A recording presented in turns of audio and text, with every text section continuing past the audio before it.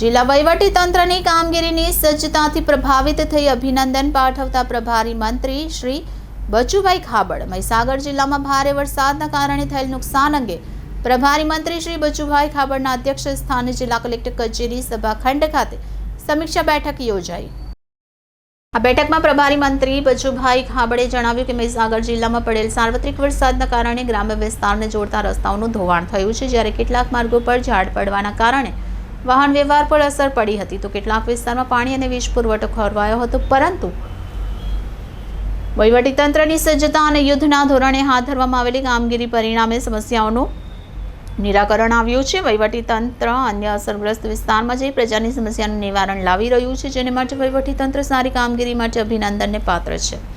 વધુમાં મંત્રીશ્રીએ તકેદારી અંગે સૂચન કરતા જણાવ્યું, આરોગ્ય વિભાગ દ્વારા રોગચાળો અટકાયતી પગલાં ભરવાની કામગીરી ઝડપભેર કરવી તેમજ જિલ્લાના ડેમમાં પાણીની આવક વધતા અસરગ્રસ્ત ગામોને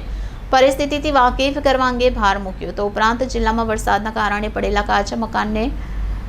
અગ્રપસંદગીના ધોરણે પાકા આવાસનો લાભ મળી રહે તેમજ ખેતીના પાકમાં ધોવાણ થયું હોય તો તુરંત સર્વે હાથ ધરાય તે અંગે સૂચન કર્યા। આ બેઠકમાં જિલ્લા પંચાયત પ્રમુખ બાબુભાઈ પટેલ, લુણાવાડા ધારાસભ્ય ગુલાબસિંહ ચૌહાણ, બાલાસિનોર ધારાસભ્ય માનસિંહ ચૌહાણ, જિલ્લા કલેક્ટર શ્રીમતી નેહા કુમારી, જિલ્લા વિકાસ અધિકારી CL પટેલ, પોલીસ અધિક્ષક જયદીપસિંહ જાડેજા, નિવાસી કલેક્ટર CV લટા, જિલ્લા ગ્રામ વિકાસ એજન્સી નિયામક શ્રીમતી ચંદ્રિકાબેન ભાભોર, પ્રાયોજના વહીવટદાર યુવરાજ સિદ્ધાર, લુણાવાડા પ્રાંત અધિકારી આનંદ પાટીલ, ડિઝાસ્ટર મામલતદાર સહિત સંબંધિત અધિકારીઓ ઉપસ્થિત રહ્યા હતા। Reporter Bharat Khant, city gold news, Mahisagar.